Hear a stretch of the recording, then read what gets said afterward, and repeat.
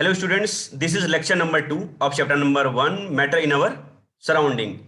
And before watching this video, make sure you have gone through lecture number 1. So, in this video, we will start from the topic, Can matter change its state? ठीक है, क्या matter अपना state change कर सकता है? So, I hope सभी का answer yes है, बिल्कुल कर सकता है। तो फिर सवाल उठेगा कि कैसे कर सकता है ना, हम कैसे मैटर का स्टेट जो है हम लोग चेंज कर सकते हैं। ठीक है, by what means, by what processes. ठीक है, तो वो हमें देखना है। तो देखिए, दो चीजें हमें पता है, एक तो है टेम्परेचर और दूसरा है pressure.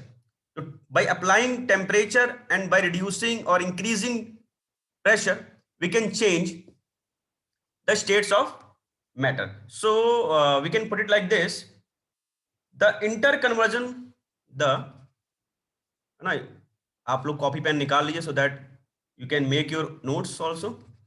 The interconversion of its states of matter can be achieved by following two ways. ठीक है, वो टू वेज क्या क्या है? पहला है बाई अप्लाइंग, और you must write, firstly we must talk about temperature. ठीक है, so I can write by changing temperature. ठीक है, टेम्परेचर को बढ़ा सकते हैं, घटा सकते हैं, दोनों ही चीजें हैं, है ना। एंड दूसरा बाई अप्लाइंग प्रेशर। ठीक है, बाई अप्लाइंग प्रेशर। ठीक है, you can write 2 points by changing temperature, and दूसरा क्या है हमारे पास, by applying pressure is the next key point by which we can change the shades of matter. ठीक है, तो दो चीजें हमारे पास है, आगे बढ़ते हैं। इसको पहले नोट कर लीजिए अपनी कॉपी में ताकि आपको इजी रहे।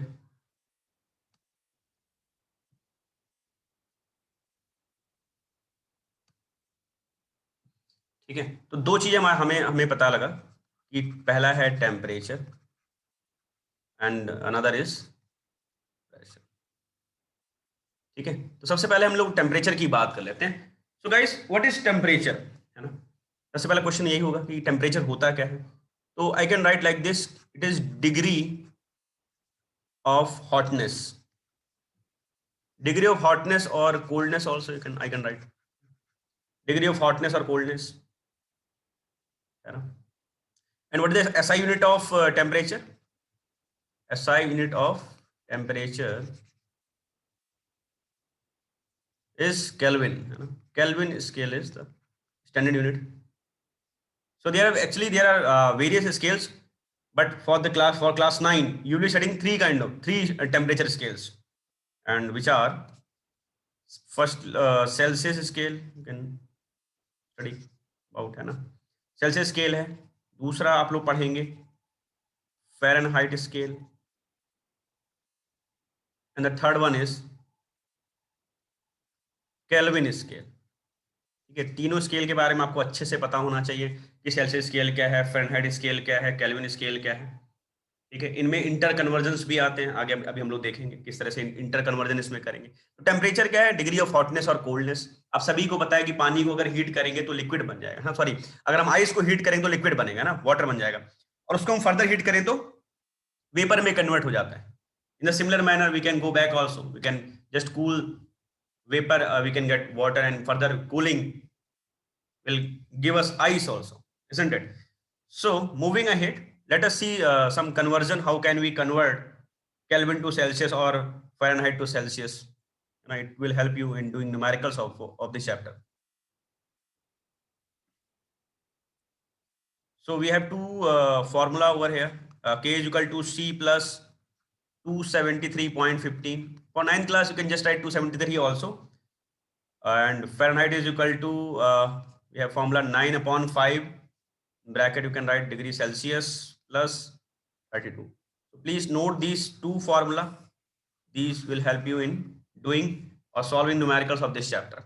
Like for example, you know what is the boiling point of water? And a boiling point of water is Pp of H2O is what? 100 degrees Celsius. Now somebody asks you in Kelvin. So how can you do? You can just say Kelvin is equal to C plus 273.15. You put 100 in place of C plus 273.15 and you will get 373 Kelvin. Fine. तो इस तरह से आप बहुत सारे conversion कर सकते हैं सेल्सियस को केल्विन में, केल्विन को सेल्सियस में. I hope you know little mathematics also. तो इस तरह से हम लोग उसको कन्वर्ट कर लेंगे. अच्छा, अब आगे बढ़ते हैं. तो देखिए हमें पता लगा कि by applying temperature we can move from solid to liquid and liquid to vapour you can write, और गैस यू कैन से. ठीक है. So the process of conversion of solid into liquid, है ना, यहां से यहां जाना क्या कहलाता है? इस process is known as melting, है ना. इस प्रोसेस को हम लोग क्या कहते हैं? मेल्टिंग कहते हैं. और melting they can ask you to define also in exam. तो आगे लेट अस डिस्कस मेल्टिंग क्या होता है. Our topic now is melting. ठीक है. तो मेल्टिंग को हम लिख सकते हैं द टेम्परेचर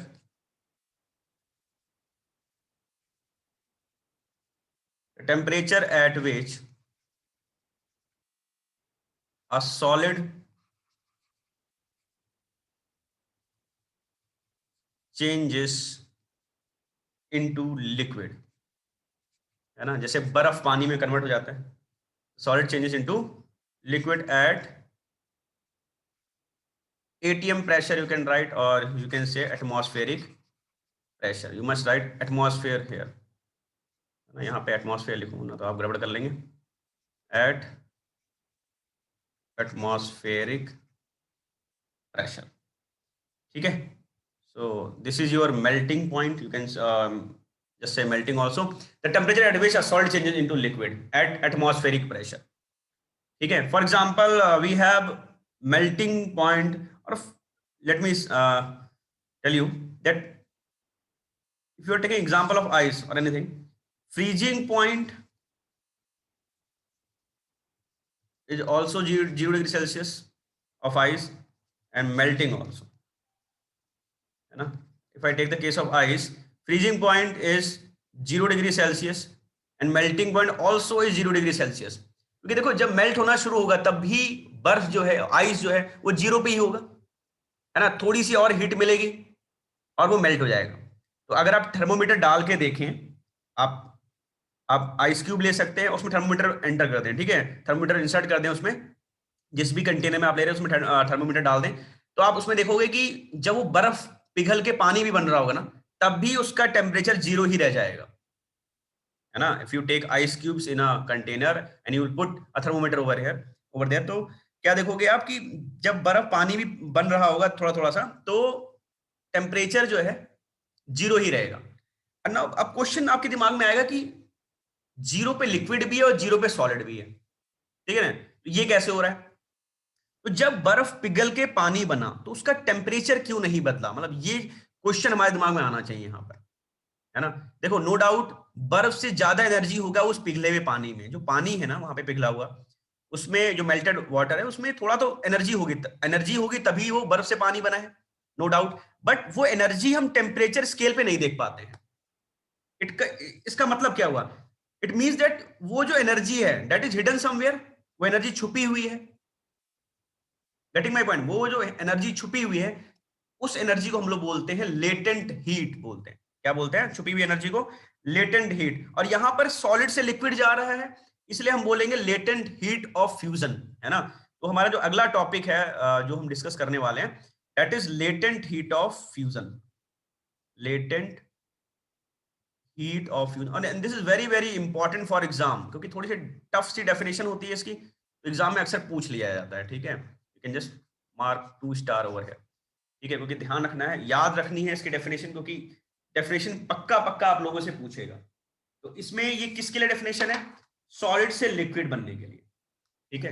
एंड वो एनर्जी जो हम टेम्परेचर स्केल पर देख नहीं पाते, इसीलिए हम इसको क्या बोलते हैं, लेटेंट। लेटेंट हीट का मतलब होता है छुपी हुई heat, hidden heat. Latent means क्या होता है, हिडन होता है, ठीक है, यहाँ पर हिडन वर्ड आ जाता है, ये छुपी हुई हीट है।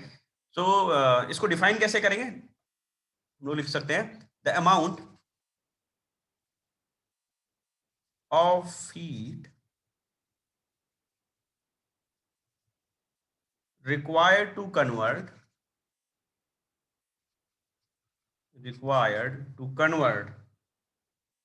1 kg of a solid 1 kg of a solid into liquid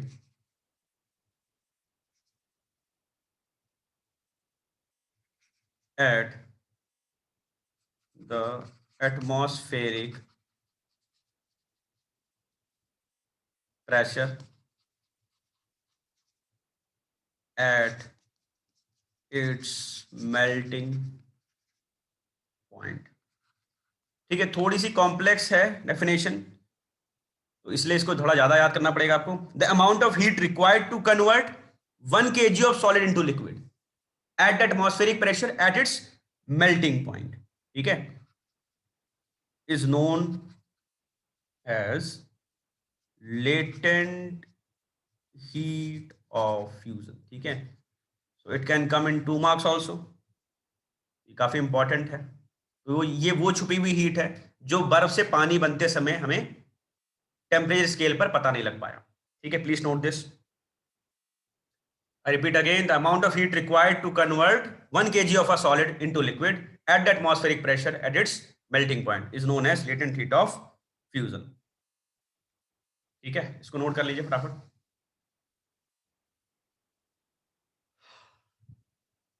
सो अब आगे बढ़ते हैं। अच्छा, अभी हमने देखा सॉलिड से लिक्विड, अब हम बात कर सकते हैं लिक्विड से वेपर बनने की प्रोसेस के बारे में, ठीक है। लिक्विड से वेपर की हम बात कर लेते हैं। तो लिक्विड से गैस बनना, लिक्विड से वेपर बनना, इसमें दो बातें हम सीख सकते हैं, मतलब दो चीजें हम देखेंगे आगे। एक तो आ जाएगा बॉइलिंग, है ना, एक टॉपिक आएगा हमारा बॉइलिंग, और दूसरा वेरी इंपॉर्टेंट टॉपिक आएगा हमारे पास इवेपोरेशन, ठीक है। बॉइलिंग भी आ गया यहाँ पर, इवेपोरेशन आ जाएगा। लिक्विड से वेपर जाने में दो चीजें होंगी, या तो हम बॉइल करके अचीव कर रहे होंगे वेपर को, या हम इवेपोरेट करके, हमारी evaporation basically is pretty natural, वो अपने आप होता रहता है, ठीक है। तो उसके बारे में हम बात करें। तो let us discuss boiling first. Boiling में होता क्या है पहले हम वो बात करेंगे, then we will talk read about definition, और I will write definition over here, ठीक है। अब बॉइलिंग को पहले बहुत ध्यान समझो, वैसे तो तुम सिंपली बना दोगे, the temperature at which a liquid boils और get converted into vapour is known as boiling point, but it is not as simple, ठीक है। लिख सकते हो, नंबर मिल भी जाएगा 9th क्लास में, बट मेरे को लगता है कि पूरा कंसेप्ट समझना चाहिए, ठीक है। सपोज करो हम एक कंटेनर लेते हैं जिसमें थोड़ा सा पानी है हमारे पास, है ना, थोड़ा सा पानी है, और नीचे मैंने इसमें क्या दे दिया, इसको नीचे से मैं हीट दे रहा हूँ, ठीक है। नीचे मैंने बर्नर, सपोज करो एक बर्नर ऐड कर दिया होगा, ठीक है। तो उसमें से क्या होगा, आग निकल रही है, और ये पानी पानी क्या होगा, हीट हो जाएगा, ठीक है। तो धीरे धीरे क्या होगा, पानी हीट होगा, यहां से वेपर उठेगा, ठीक है। होता क्या है, ऊपर से भी एक प्रेशर आ रहा है, वो प्रेशर क्या है, दैट इज एटमॉस्फेरिक प्रेशर, जो ऊपर से इस कंटेनर के ऊपर लग रहा है। और वो प्रेशर कितना है, 1 atm, जो एटमॉस्फेरिक प्रेशर होता है, जो कि अभी भी हम सबकी बॉडी पे लग रहा होता है, that is 1 atm, 1 atmospheric pressure है, जो कि नेचुरल प्रेशर है, ठीक है। इतना प्रेशर लगता है। और नीचे से कौन सा प्रेशर उठ रहा है, that is vapour pressure of a liquid, vapour pressure of a liquid है या बॉइलिंग वाटर, जो भी व्हाटएवर। तो होता क्या है, जब ये वेपर प्रेशर जो नीचे से ऊपर जा रहा है, जब ये जो प्रेशर जो नीचे से ऊपर की ओर जा रहा है, जब ये 1 एटमॉस्फेरिक प्रेशर के बराबर होता है ना, तब लिक्विड बॉयल होना शुरू करेगा। आई रिपीट, जब vapour pressure of a liquid becomes equal to 1 atmospheric pressure, then that particular liquid will start to boil, ठीक है। तो यानी कि जब लिक्विड का वेपर प्रेशर एटमॉस्फेरिक प्रेशर के बराबर हो जाएगा, तब लिक्विड क्या करेगा, बॉयल करना स्टार्ट करेगा, ठीक है। और ऐसा जिस टेम्परेचर पे होगा, है ना, ऐसा जिस टेम्परेचर पे होगा, या जिस टेम्परेचर पे हम ये फिनोमेना अचीव हो जाएगा, उस टेम्परेचर को हम लोग क्या बोलेंगे, बॉइलिंग पॉइंट, ठीक है। तो how can I define boiling point, कैसे डिफाइन करेंगे, now let me right the definition of boiling. अपने मन से बना लेते हैं.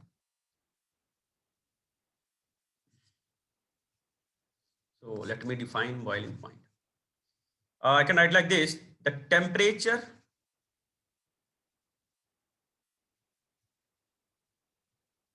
at which vapor pressure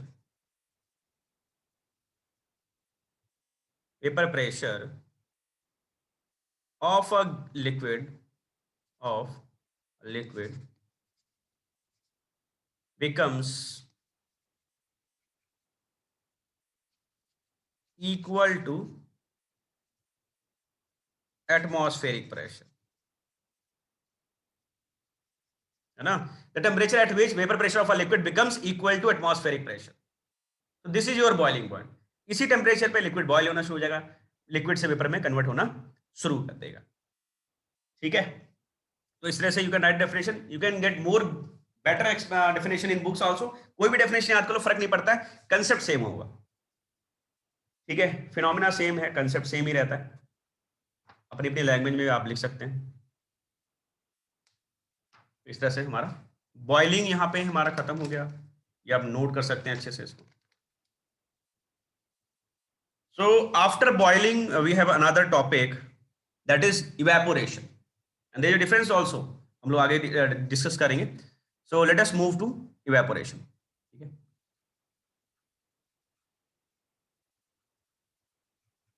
next topic है हमारा इवेपोरेशन. इवेपोरेशन क्या होता है? देखिए, आप सपोज करो अपने घर में कहीं पर एक ग्लास वाटर स्प्रेड कर दो, गिरा दो नीचे सरफेस पे, तो आप देखोगे ओवरनाइट, देखोगे 4-5 घंटे बाद देखोगे वो सूख जाएगा. है ना? क्या ऐसा हुआ कि पहले वो वाटर बॉईल हुआ फिर वहां पे सूखा? है ना? ऐसा तो बिल्कुल नहीं हुआ. यानी कि इसका मतलब क्या है कि जो इवेपोरेशन है वो बिना बॉइलिंग पॉइंट रीच किए हो जाता है ना? जैसे कि आप कपड़े धोने के बाद उसे सुखाते हैं, तो वहां कपड़ों में पहले पानी बॉइल नहीं होता है, वो डायरेक्टली धीरे धीरे करके इवेपोरेट हो जाता है. तो इन सब एग्जांपल से हमें पता क्या लगता है कि जो जो इवेपोरेशन एक ऐसा फिनोमेना है जो बॉइलिंग पॉइंट से पहले हो जाता है.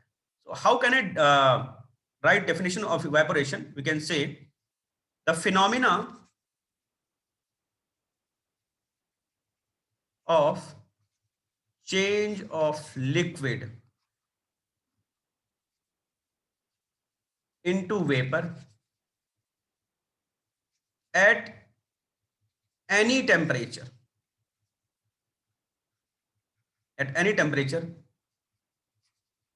below its boiling point. And I can write like this: the phenomena of change of liquid into vapor at any temperature below its boiling point. तो इस तरह से लिख लो डेफिनेशन इवेपोरेशन की. ठीक है? फिर आगे हम लोग फैक्टर्स पढ़ेंगे कि क्या क्या फैक्टर्स हैं जो मतलब इवेपोरेशन को इफेक्ट करता है. वो सारी बातें हम अभी करेंगे.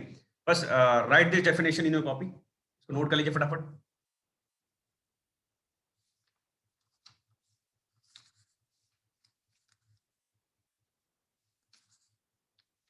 ठीक है? Then we will move to the next topic, factors affecting evaporation. ठीक है? फैक्टर्स की बात करेंगे. इन फैक्टर्स से इवेपोरेशन में फर्क आता है, या इवेपोरेशन ज्यादा या कम हो जाता है. ठीक है? So moving ahead, we have next topic, factors affecting evaporation. ठीक है? तो हमारे पास नया दूसरा टॉपिक है. तो क्या क्या फैक्टर्स है वो हम देखेंगे. तो सबसे पहला जो factor I can right is surface area. ठीक है? तो जैसे जैसे सरफेस एरिया बढ़ाओगे इवेपोरेशन बढ़ता जाएगा. है ना? आप एक कटोरी में पानी रखो और आप एक बड़ी सी थाली में पानी रख लो थोड़ा सा. ठीक है? तो सबसे पहले कौन सूखेगा? है ना? जो बड़ी सरफेस एरिया में रखा गया है. आप कपड़े जो है बिल्कुल गोल मटोल करके धोने के बाद डाल दो, कहीं फेंक दो, बिल्कुल नहीं सूखेगा. लेकिन आप अच्छे से तार पे उसको पूरा फैला के सुखाओगे तो क्या वो जल्दी जल्दी सूख जाएगा. है ना? बिल्कुल ये सिंपल हाउस होल्ड एग्जाम्पल जो हम डेली घरों में देखते हैं. Isn't it? हम जैसे T becomes cold at faster rate in a saucer than in cup. Isn't it? चाय पीते तो सॉसर में लोग पीने लगते हैं. क्यों? क्योंकि कप में जल्दी ठंडा नहीं होता है। दूसरा है नेचर ऑफ लिक्विड, तो नेचर ऑफ लिक्विड भी मैटर करेगा कि कैसा लिक्विड है, ठीक है, क्योंकि अलग अलग लिक्विड लिक्विड जो है उसमें डिफरेंट रेट ऑफ इवेपोरेशन होता है, डिपेंडिंग कि उसके पार्टिकल का नेचर कैसा है, उसमें इंटरेक्टिव फोर्सेस कैसे हैं, ठीक है। उसका बॉइलिंग पॉइंट कम है या ज़्यादा है, बॉइलिंग पॉइंट कम होगा तो इजीली इवेपोरेट हो जाएगा, ज़्यादा होगा तो ऑब्वियसली ज़्यादा एनर्जी चाहिए, है ना। डिपेंडिंग कि वो लिक्विड वोलेटाइल है या नहीं है।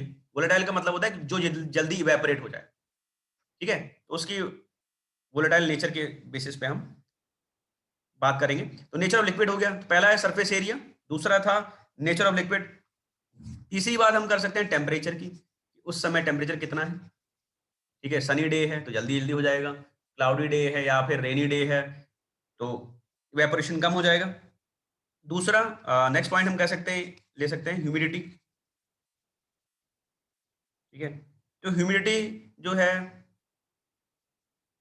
अगर ज्यादा है एयर में, ह्यूमिडिटी का मतलब होता है नमी, है ना, humidity in the air, you can I can right. नमी भी नमी पे भी निर्भर करेगा कि इवेपोरेशन कैसा हो। दूसरा एक और पॉइंट हम लिख सकते हैं, that is wind speed. Wind speed पे भी इवेपोरेशन निर्भर करेगा, ठीक है। तो these are the 5 factors which are affecting evaporation. पहला है surface area, second is nature of liquid, third is temperature, another one is humidity in the air and wind speed. Humidity जितनी ज्यादा होगी, नमी जितनी ज्यादा होगी, इवेपोरेशन उतना कम होगा। विंड स्पीड जितनी हाई विंड स्पीड होगी, ठीक है, इवेपोरेशन उतना ही ज्यादा हो जाएगा, ठीक है। इस पॉइंट को नोट करिए, then we will move to the next topic, that is how does evaporation cause cooling, या इवेपोरेशन जो है कूलिंग कैसे कॉज करता है, हम उसकी बात करेंगे। पहले इसको नोट कर लीजिए अच्छे से, फिर हम लोग आगे बढ़ेंगे।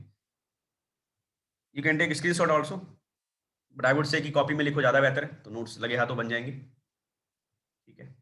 कोई डाउट्स आता है, you can just you can ask any question in the comment box also, ठीक है। तो फिर आगे बढ़ते हैं।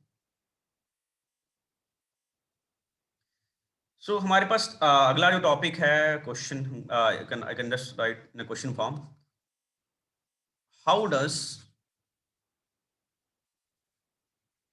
इवेपोरेशन, है ना, how does evaporation cause cooling. हमारा टॉपिक है how does evaporation cause cooling, ठीक है। इवेपोरेशन कूलिंग कैसे कॉज करता है, देखो होता क्या है, सपोज करो आपने नेल पॉलिश रिमूवर लिया हाथ पे, है ना, आपने हाथों में क्या लिया, एसीटोन ले लिया। एसीटोन क्या होता है, it is nail polish remover होता है। एसीटोन जो है वो नेल पॉलिश रिमूवर है, जिसका फॉर्मूला होता है CH3 C double bond O और CH3। This is acetone nail polish remover, जो कि अक्सर आप लोग यूज करते हैं घरों में, मम्मी यूज करती होंगी, छोटी बहनें होंगी घर पे तो वो भी यूज करते होंगे, ठीक है।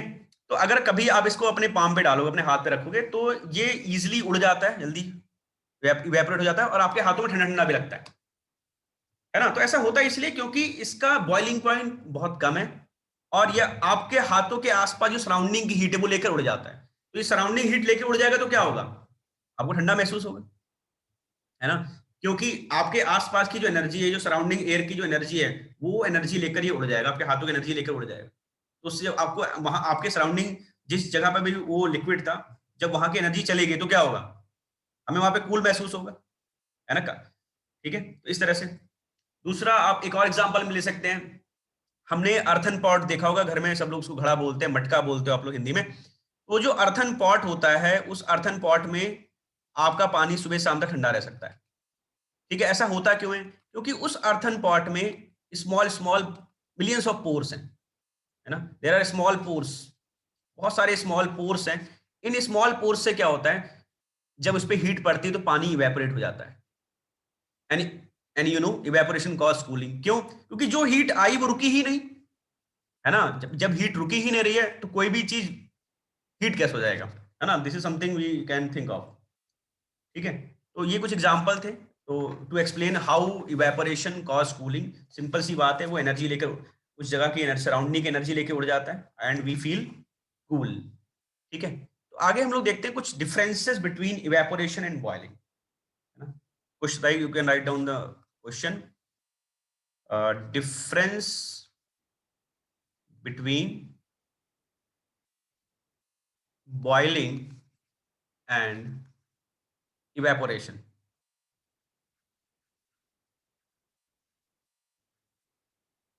Okay, difference between boiling and evaporation. तो इसको हम लोग लिख सकते हैं, I can just divide this page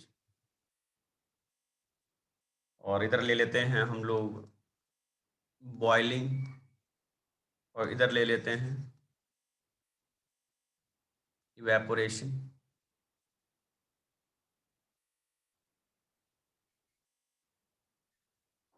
ठीक है, तो बॉइलिंग में क्या देखेंगे,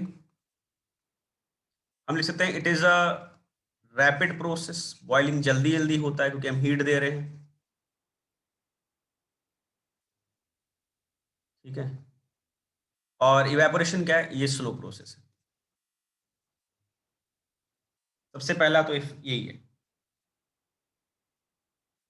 दूसरा, no cooling is caused. I can write like this, no cooling is caused. वहां पे कुछ ठंडा नहीं होता है जब आप कोई चीज को बॉईल कर रहे हैं. ठीक है, no cooling is caused during boiling. और हम यहां लिख सकते हैं इवेपोरेशन causes cooling. और भी बहुत सारे point we can mention that evaporation जो है वो एक नेचुरल प्रोसेस है. Boiling is something we need to perform, है ना. और बॉइलिंग जो है एक पर्टिकुलर टेम्परेचर पे होगा. एक इवेपोरेशन क्या है, एक रेंज ऑफ टेम्परेचर पे होगा, या it can happen at any temperature. Actually I must say, है ना, इवेपोरेशन किसी भी टेम्परेचर पे हो सकता है, और जो बॉइलिंग है एक पर्टिकुलर फिक्स टेम्परेचर पे होगा. So with this we have completed all the concept of chapter number 1, and in the next video we will be doing NCERT questions and other important question of this chapter. Thank you and thanks for watching. और एक I would say कि अगर एक बार में समझ में नहीं आया किसी को, you can watch the video twice and let me know if there is any concept you didn't understand. Thank you and thanks for watching.